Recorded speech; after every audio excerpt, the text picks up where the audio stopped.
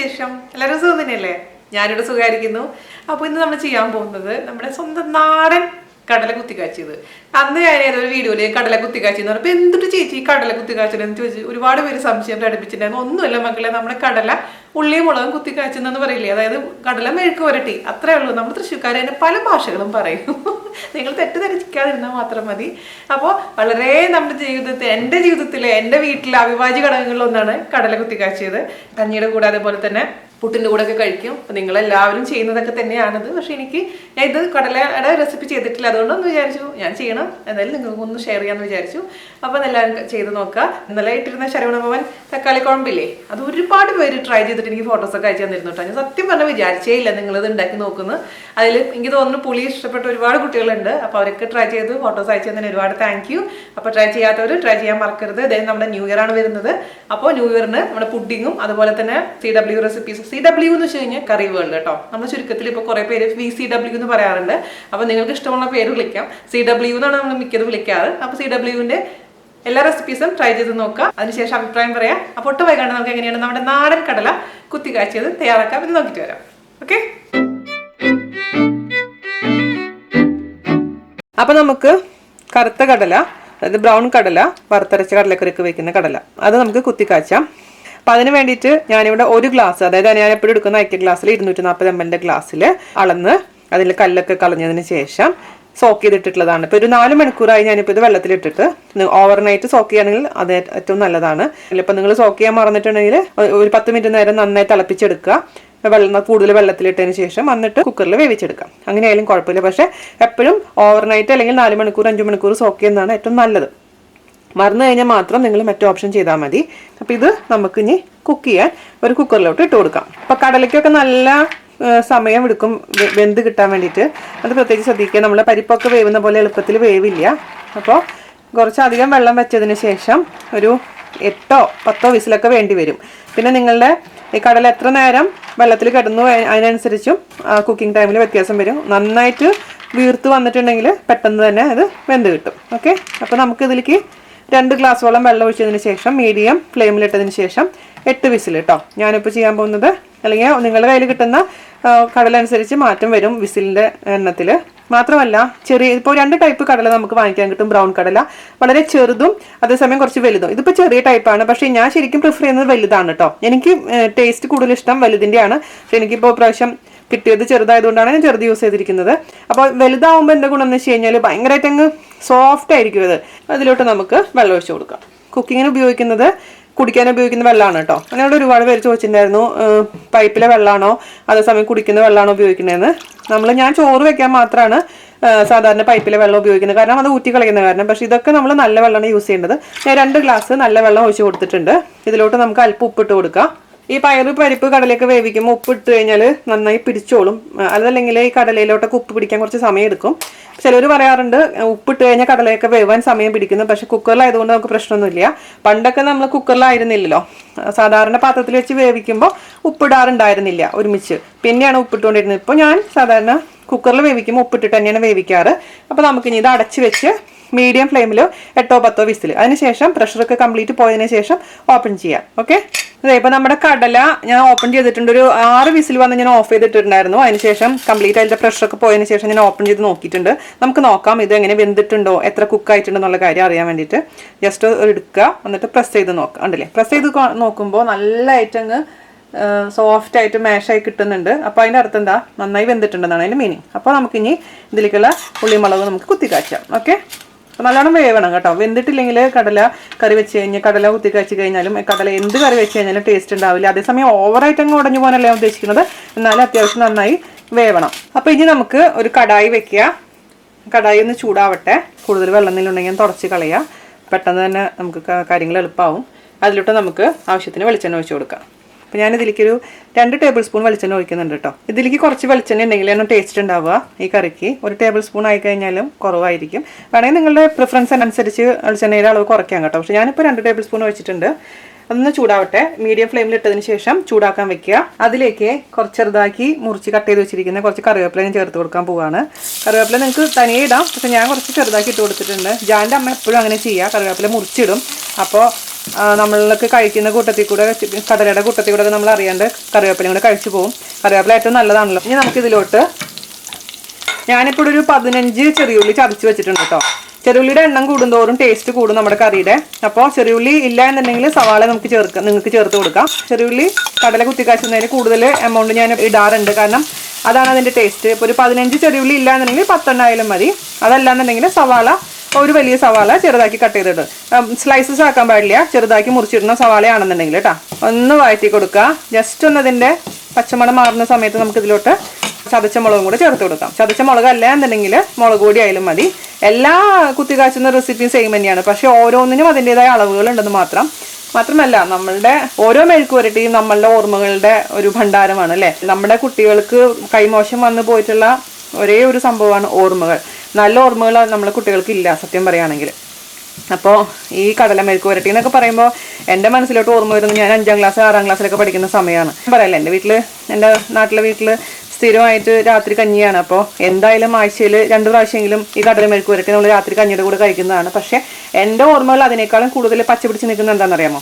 ഞാൻ 6ാം ക്ലാസ്സിലൊക്കെ പഠിക്കുന്ന സമയത്ത് ഉണ്ടായ ഒരു സംഭവം എന്താണെന്ന് വെച്ച് കഴിഞ്ഞാൽ, എൻ്റെ അമ്മയുടെ യൂട്രസ് റിമൂവ് ചെയ്തിട്ട് ലാൽ ഹോസ്പിറ്റലിൽ അഡ്മിറ്റ് ചെയ്തിരിക്കുകയായിരുന്നു. പച്ച സ്ഥലത്തുണ്ടായിരുന്നില്ല. അച്ഛൻ ആ സമയത്ത് ബോംബെയിലായിരുന്നു. അപ്പം അമ്മയുടെ കൂടെ നിൽക്കാൻ എൻ്റെ വലിയമ്മയും ഞാനും മാത്രമേ ഉണ്ടായിരുന്നുള്ളൂ. ഞാൻ ഒറ്റ മോളായതുകൊണ്ട് വേറെ ആരുമില്ല വീട്ടിൽ. വീട് അടച്ചിട്ടാണ് പോയിരുന്നത്. അവിടെ ഒരാഴ്ചയോളം ലാൽ ഹോസ്പിറ്റലായിരുന്നു. അപ്പം ഞാൻ അവിടെ തന്നെയാണ് കിടപ്പും പഠിപ്പൊക്കെ. എന്നിട്ട് അവിടെ നിന്ന് എൻ്റെ അമ്മയുടെ കസിനുണ്ട്, ലളിത ടീച്ചർ. എൻ്റെ സ്കൂളിൽ തന്നെ ഞാൻ ഇവിടെ പഠിച്ചിരുന്ന അമ്മ പഠിപ്പിച്ചുകൊണ്ടിരുന്ന RMBHS തന്നെയായിരുന്നു ലളിത ടീച്ചറും ജോലി ചെയ്തുകൊണ്ടിരുന്നത്. അപ്പം ലളിത ടീച്ചർ വീട്ടിൽ നിന്ന് ടീച്ചർ ചോറും കറിയൊക്കെ ഉണ്ടാക്കി എനിക്കും കൂടി ഒരു ചോറ്റുപാത്രത്തിൽ എടുത്ത് കൊണ്ടുവരും. അങ്ങനെ ടീച്ചർ വന്ന് ഹോസ്പിറ്റലിൽ നിന്ന് എന്നെയും കൂടി പിക്ക് ചെയ്ത് ഞങ്ങൾ ഒരുമിച്ചാണ് സ്കൂളിലോട്ട് വന്നുകൊണ്ടിരുന്നത്. എന്നിട്ട് തിരിച്ചും ടീച്ചർ എന്നെ ഹോസ്പിറ്റലിലാക്കിയിട്ടാണ് ടീച്ചർ വീട്ടിൽ തിരിച്ചു പോയിക്കൊണ്ടിരുന്നത്. അപ്പം അന്ന് എനിക്ക് ടീച്ചർ കൊണ്ടുവന്നിരുന്ന ചോറ്റുപാത്രത്തിൽ 2-3 ദിവസം ഉണ്ടായിരുന്ന ഒരു കറിയായിരുന്നു ഈ കടല മെഴുക്കുവരട്ടി. ആ ടേസ്റ്റ് ഉണ്ടല്ലോ ടീച്ചറെ. ലളിത ടീച്ചർ കേട്ടിട്ടുണ്ടോയെന്ന് എനിക്കറിയില്ല. എൻ്റെ അമ്മായിയാണ്, പക്ഷെ ഞാൻ എപ്പോഴും ടീച്ചറെ എന്നാണ് വിളിക്കുന്നത്. ആ ശീലത്തോണ്ടാണ് വിളിക്കുകയാണ്. ലളിത ടീച്ചർ കേൾക്കുന്നുണ്ടോയെന്ന് എനിക്കറിയത്തില്ല. ടീച്ചറെ ആ സ്വാദ് ഇപ്പോഴും എൻ്റെ വായിലുണ്ട് കേട്ടോ. അതിൻ്റെ രുചി എനിക്ക് ഒരിക്കലും തിരിച്ച് കിട്ടില്ല. ഞാനിത് എത്ര നന്നായി വെച്ച് കഴിഞ്ഞാലും ടീച്ചർ വെച്ച ആ കറിയുടെ ടേസ്റ്റ് എനിക്ക് കിട്ടില്ല. അത് ഒരുപാട് മധുരിക്കുന്ന ഓർമ്മ എനിക്ക് തന്നിട്ടുള്ളതാണ്. അപ്പോൾ അതെ, നമ്മുടെ ഇത് ചെറുതായിട്ടൊന്ന് വഴണ്ട് കിട്ടിയിട്ടുണ്ട്. അപ്പോൾ ഇതിലോട്ട് നമുക്ക് ചതച്ച മുളക് ചേർത്ത് കൊടുക്കും. ചതച്ച മുളകിൻ്റെ അളവും കുറച്ച് കൂടുതൽ വേണം കടലയിലാവുമ്പോൾ. അപ്പോൾ ഞാനിതിലേക്ക് ഒരു 1.5 ടേബിൾ സ്പൂൺ ചതച്ച മുളകാണ് ചേർത്ത് കൊടുക്കുന്നത്. ഞാൻ പറഞ്ഞല്ലോ, ചതച്ച മുളക് നിങ്ങളുടെ അടുത്ത് ഇല്ല എന്നുണ്ടെങ്കിൽ മുളക് പൊടി ചേർത്താലും മതി. പക്ഷേ ചതച്ച മുളകാണ് ഞാൻ എപ്പോഴും പ്രിഫർ ചെയ്യുന്നത്. അപ്പം അതും കൂടെ ഇട്ടതിന് ശേഷം നന്നായി അങ്ങ് ബ്രൗൺ ഷെയ്ഡ് ആവുന്നവരെ വാറ്റി കൊടുക്കുക. ആ സമയം കൊണ്ട് മുളകിൻ്റെ പച്ചമണവും മാറിക്കാണും. അതുപോലെ തന്നെ ഈ ചെറിയുള്ളിയുടെ കളറും മാറിയൊരു ബ്രൗൺ ഷെയ്ഡ് വന്ന് കാണും. ആ സമയം വരെ വഴറ്റണം. അപ്പോൾ മീഡിയം ഫ്ലെയിമിൽ ഇടാൻ മറക്കരുത്.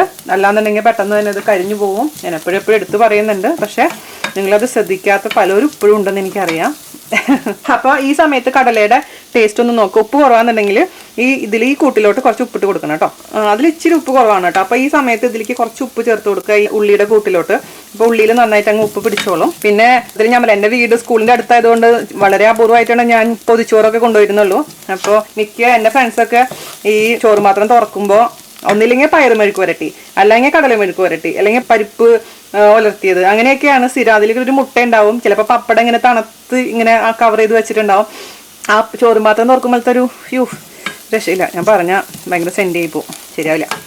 അപ്പോൾ ഇതൊന്നും കൂടെ ആവട്ടെ കേട്ടോ. അതിന് ശേഷം ഇതിലോട്ട് അങ്ങ് ചേർത്ത് കൊടുക്കാം. അപ്പോൾ നമ്മുടെ ഉള്ളിയുടെയും മുളകിൻ്റെയൊക്കെ പച്ചമുളക് നന്നായിട്ട് മാറിയിട്ടുണ്ട്. നല്ല മൂത്ത സ്മെല്ല് വരുന്നുണ്ട്. അപ്പോൾ നമുക്കിനി ഇതിൽ കുറച്ച് വെള്ളമുണ്ട്. വെള്ളത്തോടു കൂടി കടലങ്ങ് ചേർത്ത് കൊടുക്കാം കേട്ടോ, വെന്ത കടല. ഇപ്പോൾ നിങ്ങൾക്കിത് എന്താ പറയുക, കഞ്ഞിയുടെ കൂടെയാണെന്നുണ്ടെങ്കിലും വറ്റിച്ചെടുക്കണം. അതേസമയം ഇത് പുട്ടിൻ്റെ കൂടെയൊക്കെ കഴിക്കാനും നല്ലതാണ്. അപ്പോൾ അങ്ങനെയാണെന്ന് വെച്ച് കഴിഞ്ഞാൽ ഈ വെള്ളം ഒരുപാട് അങ്ങ് വറ്റിക്കേണ്ട, കുറച്ച് വെള്ളത്തോട് കൂടി അങ്ങോട്ട് നമുക്ക് പുട്ടിൻ്റെ കൂടെ കഴിക്കാം. അപ്പോൾ അത് നിങ്ങളുടെ ഇഷ്ടത്തിനനുസരിച്ച് മാറ്റം വരുന്നത്. അപ്പോൾ ഇതിപ്പോൾ എനിക്ക് പക്ഷേ വെള്ളം ഇല്ലെങ്കിലും കുഴപ്പമൊന്നുമില്ല കേട്ടോ. ഞാനിത് പക്ഷേ കഞ്ഞിക്ക് വേണ്ടിയിട്ടാണ് ഞാനിപ്പോൾ ഇന്ന് ഉണ്ടാക്കിക്കൊണ്ടിരിക്കുന്നത്. ജാനിന് വരുമ്പോൾ രാത്രി കഞ്ഞിയാണ്. അപ്പോൾ കഞ്ഞിയും കടലയും ചുട്ടരച്ച ചമ്മന്തിയും ഒക്കെ കൂടി ഇങ്ങോട്ട് ബേഷായിട്ടൊരു പിടിപിടിക്കാൻ പോവാണ് ഞങ്ങൾ. പക്ഷെ കഞ്ഞിയൊക്കെ വളരെ കുറച്ചേ കുടിക്കുള്ളൂ കേട്ടോ. ചോറും കഞ്ഞിയും ഒക്കെ ഞങ്ങൾ ശരിക്കും പറഞ്ഞാൽ ഇതൊക്കെ കഴിക്കുമെങ്കിൽ പോലും വളരെ, ഇപ്പോൾ ചോറെന്നൊക്കെ പറഞ്ഞാൽ നമ്മൾ ചോറ് കോരുന്ന അതിൽ ഒരു കയ്യിൽ ചോറ് കഴിക്കും. പിന്നെ കൂടുതൽ പച്ചക്കറി ഐറ്റംസാണ് ഞങ്ങൾ ഇൻക്ലൂഡ് ചെയ്യാൻ ശ്രമിക്കാറ്, പ്രത്യേകിച്ചും വീക്ക് ഡേയ്സിൽ. ഞാൻ പിന്നെ പച്ചക്കറി തന്നെയാണ് കുറേ നാളുകളായി. ഡേയ്സിൽ മുഴുവനും പച്ചക്കറികളാണ്. അപ്പോൾ കൂടുതൽ ഓരോ ഇലക്കറി ഉണ്ടാവും. പിന്നെ സാലഡ് എന്തായാലും നമ്മൾ കൂടെ കരുതിയിട്ടുണ്ടാവും. അപ്പോൾ പിന്നെ ഇതേപോലുള്ള കറികളൊക്കെ കൂടുതൽ ഇൻക്ലൂഡ് ചെയ്യാൻ നമുക്ക് ഡയറ്റിൽ ശ്രമിക്കുക. അപ്പോഴാണ് നമ്മൾക്കൊരു എന്താ പറയുക ബാലൻസ്ഡ് ഡയറ്റ് കിട്ടുള്ളൂ. അപ്പോൾ രാവിലെയൊക്കെ ഓട്സ് ഒക്കെ ആണെന്നുണ്ടെങ്കിൽ ഓട്സിൻ്റെ പല പ്രിപ്പറേഷൻസ് ചെയ്യുക.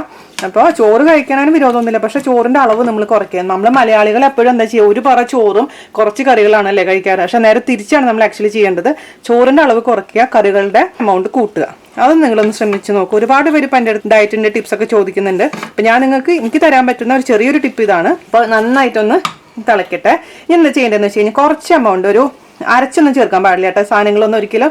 ഇതുകൊണ്ട് കയ്യിലിൻ്റെ ബാക്ക് സൈഡ് കൊണ്ട് കുറച്ച് പോർഷൻ മാത്രം ഒന്ന് നന്നായിട്ട് അങ്ങ് മാഷ് ചെയ്ത് കൊടുക്കാം. എല്ലാ കടലിലും നമ്മൾ ഉടച്ചു കൊടുക്കാൻ പാടില്ല, ഉടച്ചു കൊടുക്കാം, അത്ര മതി. ഇനി നന്നിട്ട് അങ്ങ് മിക്സ് ചെയ്ത് കൊടുക്കാം. അപ്പോഴാണ് ആ എല്ലാ ഭാഗത്തേക്കും എന്താ മസാലയൊക്കെ ഒന്ന് പിടിച്ച് ഒന്ന് പരണ്ടിരിക്കുള്ളൂ നമ്മുടെ കടല. അല്ലെങ്കിൽ കടല വേറിട്ട് കിടക്കണ പോലെ തോന്നും.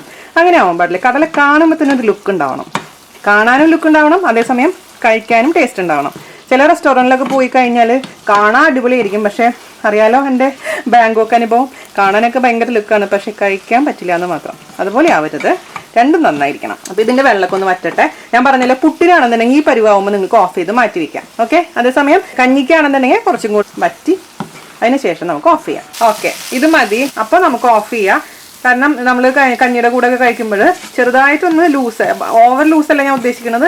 ഇത് മെഴുക്ക് വരട്ടി തന്നെയാണ്, എന്നാലും നമ്മളിപ്പോൾ നോക്കുമ്പോൾ കുറച്ചൊരു വെള്ളത്തിൻ്റെ ഒരു അംശം കാണുന്നുണ്ടല്ലോ, അതിരുന്നോട്ടെ. തണുക്കും, അത് കറക്റ്റ് ആയിക്കോളും. ഓവറായി ഡ്രൈ ആയി കഴിഞ്ഞാൽ വല്ലാണ്ട് അങ്ങ് കട്ടിയായിട്ട് മാറും. അത് ശ്രദ്ധിക്കുക. കൊതി വരുന്നു എനിക്ക്. ഇതിൻ്റെ ലാസ്റ്റ് എന്താണ് നമ്മൾ ചെയ്യേണ്ടത്, നിങ്ങൾക്ക് എല്ലാവർക്കും അറിയാവുന്നൊരു കാര്യമല്ലേ. കുറച്ച് പച്ച വെളിച്ചെണ്ണ ഒന്ന് തൂക്കി കൊടുക്കുക, കുറച്ച് കറിവേപ്പിലയും കൂടി ഇട്ട് കൊടുക്കുക. സംഭവം കഴിഞ്ഞു. സംഭവം കിടു ആയിട്ടുണ്ട്. അങ്ങ് ഓഫ് ചെയ്ത് ഞാനൊരു 5 മിനിറ്റ് അടച്ചു വെച്ചതിന് ശേഷം സെർവ് ചെയ്യാം നമുക്ക്. കാരണം ഈ വെളിച്ചെണ്ണയുടെയും കറിവേപ്പിലയുടെയും സ്മെല്ല് അതിലോട്ട് അങ്ങ് നന്നായി വ്യാപിക്കട്ടെ. 5 മിനിറ്റ് അടച്ചു വെച്ചിട്ട് തുറക്കുമ്പോണ്ടല്ലോ, ഓ ദൈവമേ, എന്താണെന്നറിയോ, ആ ഒരു വെളിച്ചെണ്ണയുടെയും കടലയുടെയും എല്ലാത്തിനും കൂടി അങ്ങ് മിക്സ് ആയിട്ടുള്ളൊരു മണം പറഞ്ഞറിയിക്കാൻ പറ്റത്തില്ല കേട്ടോ. ഇതിങ്ങനെ എടുക്കുക, കടല കറിവേപ്പിലയോട് കൂടി ഇങ്ങനെ എടുത്തോളൂ. എന്നിട്ട് ഇങ്ങനെ ഊതാൻ മറക്കരുത്, അല്ലെങ്കിൽ വായ പൊള്ളി പോകും കേട്ടോ. ആ കറക്റ്റ് കുക്കിംഗ് നിർബന്ധമാണ് കേട്ടോ. ഇത് കടല വെന്തിട്ടില്ലെങ്കിലും നിങ്ങൾ ഈ പറയുന്ന ടേസ്റ്റ് ഒന്നും ഉണ്ടാവില്ല. അപ്പം കടലയുടെ കുക്കിംഗ് ടൈം ശ്രദ്ധിക്കുക. കുക്കർ തുറന്ന് നോക്കിയിട്ട് അഥവാ കടല വെന്തിട്ടില്ല എന്നുണ്ടെങ്കിൽ കുറച്ചും കൂടെ ചൂടുവെള്ളം ഒഴിച്ചിട്ട് വീണ്ടും വിസിൽ വെക്കുക. അതിനുശേഷം ഓപ്പൺ ചെയ്യുക. അത് ഓപ്പൺ ചെയ്താലും ഇനിയിപ്പോൾ ഇതേപോലെ ഇട്ടുണ്ടാക്കാന്ന് വെച്ച് കഴിഞ്ഞാൽ ഈ ടേസ്റ്റ് നിങ്ങൾക്ക് കിട്ടില്ല. അപ്പോൾ നിങ്ങളൊരു പിടിക്കുക, ഉണ്ടാക്കുക. ഇതിലിപ്പോൾ എത്ര വലിയ ബൂസ്റ്റ് കൊടുക്കേണ്ട ആവശ്യമില്ല ചേച്ചി എന്ന് പറഞ്ഞ് കമൻസ് പ്രതീക്ഷിക്കുന്നുണ്ട് ഞാൻ. പക്ഷേ എനിക്ക് ഇതൊക്കെ കുഞ്ഞു റെസിപ്പീസാണ് എൻ്റെ പ്രിയപ്പെട്ട റെസിപ്പീസ്. അത് ഞാൻ എൻ്റെ വീട്ടിലുണ്ടാക്കുമ്പോൾ നിങ്ങൾക്കും കൂടെ അതൊന്ന് ഷെയർ ചെയ്യാമെന്ന് വെച്ചിട്ടാണ് ഞാനിത് കാണിച്ചു തരുന്നത്. അപ്പോൾ അത് ഇഷ്ടപ്പെട്ടവരുണ്ടാക്കുക, അല്ലെങ്കിൽ വിട്ടുകളയുക. ഇതാ ഞാനിപ്പോൾ ഇതൊരു സെർവിങ് ബോളിലോട്ട് മാറ്റിയിട്ടുണ്ട്. അപ്പോൾ നിങ്ങൾ ശ്രദ്ധിക്കേണ്ട ഒരു കാര്യം എന്താണെന്ന് വെച്ച് കഴിഞ്ഞാൽ, കടല കുത്തി കാച്ചുന്നത് കാണുമ്പോൾ തന്നെ ഇങ്ങനെ പരണ്ടിരിക്കണം. അതായത് ചില കടല ഇരിക്കുന്നത് കണ്ടു കഴിഞ്ഞാൽ ഇങ്ങനെ മാറി തനിയെ ഒരു പിണങ്ങിയിരിക്കണ പോലെ ഇരിക്കുന്നുണ്ടാവും. അങ്ങനെ പാടില്ല. എല്ലാവരും നല്ല ഫാമിലി ഗെറ്റ് ടുഗദർ പോലെ ഇരിക്കണം. അതായത് എല്ലാവരും നല്ല ഹാപ്പി ആയിട്ടിരിക്കുക. ഈ കുശുമ്പും കുന്നായ്മകളൊന്നും ഇല്ലാണ്ട് നല്ല ഹാപ്പി ആയിട്ടിരിക്കുന്ന ഒരു ഫാമിലിയാണ് നമ്മുടെ കടലയുടെ ഫാമിലി അല്ലേ. എല്ലാവരും ഹാപ്പി ആയിട്ടിരിക്കും കേട്ടോ എപ്പോഴും. അപ്പോൾ അടുത്ത റെസിപ്പി ആയിട്ട് വരുന്നവരെ നന്ദി, നമസ്കാരം. Thank you.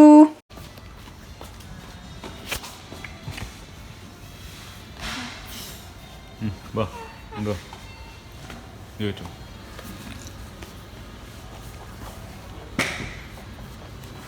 There's no sound.